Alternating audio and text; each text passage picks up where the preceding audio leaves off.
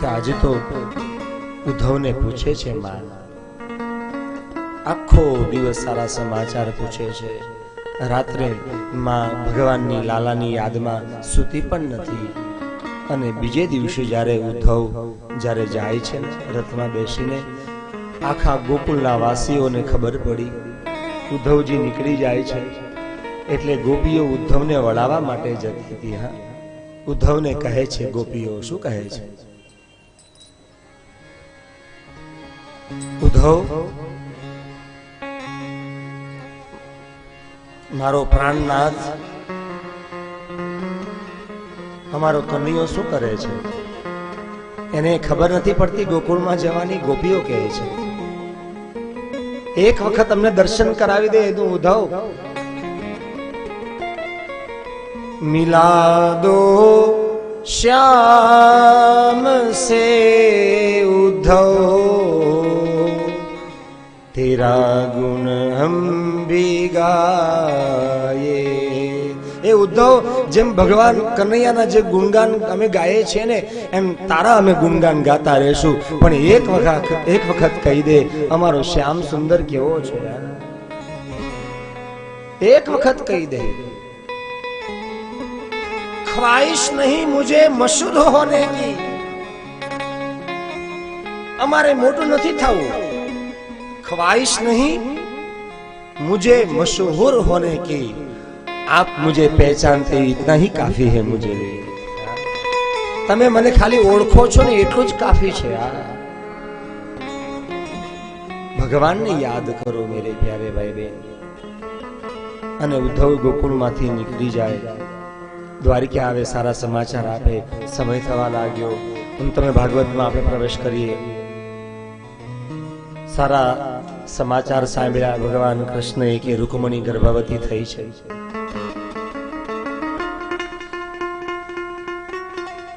રૂકમણીને ત્યાં 9 મહિના વીત્યા પછી પ્રદ્યુમ્નનો જન્મ થાય છે. કનૈયાનું પહેલું સંતાન પ્રદ્યુમ્ન જન્મ થયો. દ્વારકાની અંદર આનંદ, મીઠાઈઓ વેચાડી, ઢોલ ટીપાયો. આખા દ્વારકાના વાસીઓને ભગવાન કૃષ્ણે કંઈક ને કંઈક ભેટ આપી છે, ભેટ સ્વરૂપમાં કંઈક આપ્યું છે. આનંદ છવાયો, ઉત્સવ કર્યો. અને પ્રદ્યુમ્ન કેવો કે ભગવાન કૃષ્ણના શ્યામ સુંદર જેવો જ, એવા વાકડિયા વાકડિયા વાળ, એવી નૈન ભગવાનની, એવું હોઠ, એવું જ નાક, એવા ગાલ. પ્રદ્યુમ્ન સાહેબ ભગવાન કનૈયા જેવો જ દેખાતો હતો. પણ એની કથા જરાક અટપટી છે. એની કથા ભાગવતની અંદર જરાક અટપટી બતાવી છે.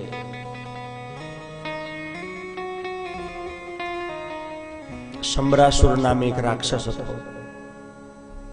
આ રાક્ષસ ભગવાન દ્વારકાધીશનો વેરી. એટલે એને એક વખત વિચાર કર્યો કે મારે રાત્રે પ્રદ્યુમ્નને લઈને મારે કૃષ્ણનો વંશનો વિનાશ કરવો છે. એટલે શંબરાસુર નામનો રાક્ષસ એક મધરાત્રિએ દ્વારિકામાં પ્રવેશ કર્યો. પ્રદ્યુમ્ન જે ઘોડિયામાં સૂતો હતો, રાત્રે મધરાત્રિનો સમય આ શંબરાસુર પ્રદ્યુમ્નને લઈ નીકળી જાય છે.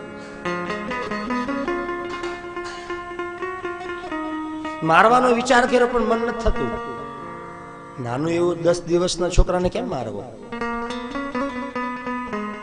એટલે શંબરાસુરે વિચાર કર્યો, એક કામ કરું, સમુદ્રમાં ફેંકી દઉં, એટલે જીવ જંતુ માછલી જ ખાઈ જશે આને. એટલે શંબરાસુર નામના રાક્ષસે પ્રદ્યુમ્નને દરિયામાં, નદીમાં ફેંકી દીધો. પણ બને એવું છે કે એ પ્રદ્યુમ્ન તણાતો એ નદીમાં, દરિયામાં મોટી માછલી હતી.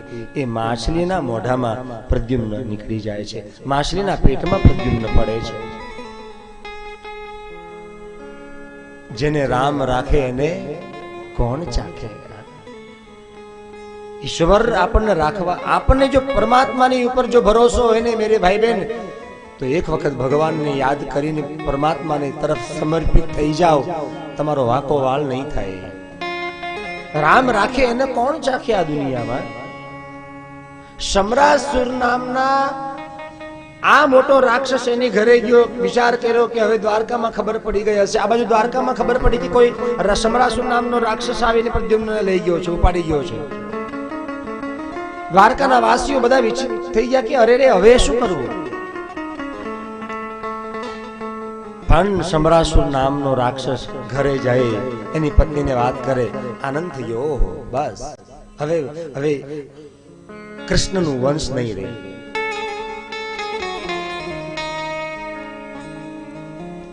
આ બાજુ સમરાસુર નામના રાક્ષસોના મહેલમાં જે ભોજન બનાવતું હતું, એમાં જે રસોઈયો હતો, એક દિવસ જળ લેવા માટે જાય છે. નદીને દરિયાને કાંઠે જ્યાં પહોંચ્યો એટલે એક માછલી તણાતી એની તરફ આવી. એ રસોઈયાએ સમરાસુર નામના જે સિપાહીઓ હતા એને વાત કરી. સિપાહીઓ નજીક આવે છે, માછલીને બહાર કાઢી. એ માછલી પેલા રસોઈયા ભાઈને આપી એટલે એ ભાઈ જે છે રસોડા ગૃહમાં લઈ ગયો. સમરાસુર નામનું રસોડું બનાવતો હતો. એ માછલીને કાપવામાં આવે છે. જેવો માછલીને કાપી એટલે એમાંથી એક બાળક નીકળે છે. આ બાળક પ્રદ્યુમ્ન. દોડતો બાળકને લઈને રાજા પાસે લઈ જાય. રાજા, આ માછલીની અંદર એક બાળક મળ્યું છે.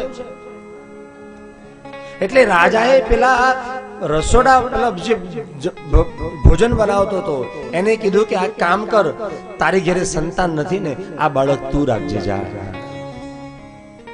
એટલે પેલો ભાઈ ખુશ થઈ ગયો. એની પત્નીને કીધું કે દેવી, આપણી ઘરે સંતાન નથી ને, પણ આપણે આ બાળકને ઉછેરીને મોટો કરીએ. આગલા જન્મની અંદર કામદેવ અને રતિ, એ બીજા જન્મની અંદર આપેલો સમરાસુર નામનો જે રાક્ષસ જે હતો, એની ઘરે જે પેલો ભોજન બનાવવા વાળો હતો ને, એની દીકરી છે, નામ છે માયાવતી. આ માયાવતી પ્રદ્યુમ્નને મોટો કરે છે. અને પ્રદ્યુમ્ન એટલે કામદેવ, માયાવતી એટલે રતિ. આ રતિ પેલા પ્રદ્યુમ્નને મોટો કરે. 5 જ વર્ષની અંદર એની પાસે એવી વિદ્યા હતી કે એને 22 વર્ષનો એક પુરુષ કરી નાખે છે, એક જ રાત્રિની અંદર. પણ નારદની પ્રેરણા હતી માયાવતીને કે માયાવતી, તું છો ને એ કોઈ સાધારણ વ્યક્તિ નથી. તું રતિ છે અને પ્રદ્યુમ્ન છે ને એ તારા પતિ કામદેવ છે. આગલા જન્મની અંદર ભગવાન શિવની સમાધિ તોડવા માટે જતા હતા દેવતાઓના આજ્ઞાથી, પણ સમાધિ તોડી ભગવાન શિવ ગુસ્સામાં તમને શ્રાપ આપી દીધો. એટલે તું આ જન્મમાં માયાવતી છો ને કામદેવ આ જન્મમાં પ્રદ્યુમ્ન છે. પણ હે દેવી, એક કામ કર, તો આ પ્રદ્યુમ્નને એક જ રાત્રિની અંદર તું મોટો કરી દે. સાહેબ, માયાવતી પાસે એટલી તાકાત હતી ને કે એને સમયને રોકી પાડ્યો. ચક્રને માયાવતીએ રૂકાવી દીધું, અટકાવી દીધું, અને એક જ રાત્રિની અંદર પ્રદ્યુમ્નને 18-22 વર્ષનો કરી નાખે છે. માયાવતી પ્રદ્યુમ્ન તરફ આકર્ષણ થઈ. પ્રદ્યુમ્ન મોટો થયો, ખબર પડી આ સમરાસુર નામનો રાક્ષસ મને ઉપાડીને લઈ આવ્યો છે. પ્રદ્યુમ્ને સમરાસુરને મારી માયાવતીને લઈ અને દ્વારિકામાં આવે છે. જેવા દ્વારિકામાં રૂકમણીના જ્યાં આંગણામાં જ્યાં પ્રદ્યુમ્ન આવ્યો, દરવાજા તરફ આવ્યો, દરવાજા ખુલ્લા છે. રૂકમણી પૂજાનું સામગ્રી થાળી લઈ અને જોઈ, ત્યાં તો રૂકમણીને વિચાર આવ્યો, ઓહો, આ તો મારા દ્વારકાધીશ જેવો દેખાય છે, કોણ હશે? પ્રદ્યુમ્ને કીધું કે માં, હું તારો દીકરો પ્રદ્યુમ્ન છું, હું કોઈ બીજો નથી. તું આટલું નાનેથી 10 જ દિવસનો હતો ને ત્યારે સમરાસુર નામે રાક્ષસ મને ઉપાડીને લઈ ગયો તો માં તું દુખી થઈ હતી ને આટલા વર્ષોથી, પણ માં હવે હું દ્વારકામાં જ રહીશ તારી પાસે. માને સાંત્વના આપે છે. સમય જતા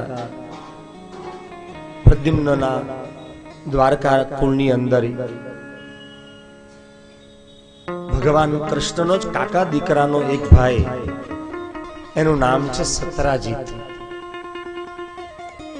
આ સતરાજીત ભગવાન સૂર્યનારાયણની સ્તુતિ કરી, પ્રાર્થના કરી. મેરે ભાઈ બહેન ધ્યાન આપજો, કથામાં કથા એવું કહે છે કે સૂર્ય ભગવાને એ સતરાજીત નામના ભાઈને સમયંતક મણિ આપે છે. શું આપે છે?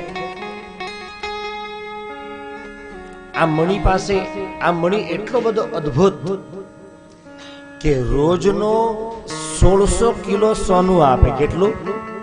ગોલ્ડ 1600 કિલો રોજનું. 2-3 તોલા નહીં, 2-3 કિલો પણ નહીં, 1600 કિલો, 16 કિલો પણ નહીં. લગભગ ભાગવતજી કહે છે કે રોજનું 8 ટન. કેટલું? રોજનું 8 ટન, એટલે કે રોજનું 1600 કિલો સોનું સતરાજીતને મળે છે. એવો મણિ હતો એની પાસે, ભગવાન આપ્યો, સૂર્ય ભગવાન. આવો મણિ આપણી પાસે હોય તો કેવું સારું હે ને? જો ને કેવા દાંત કાઢવા માંડ્યા, લીલા પીળા કેવા થવા માંડ્યા.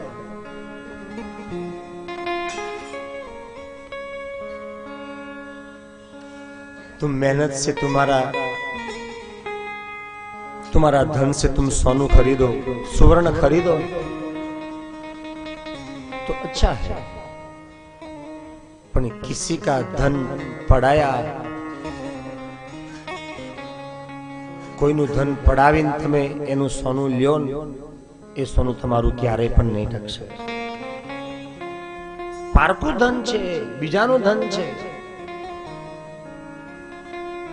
खोटू बोलशो कलयुग छे.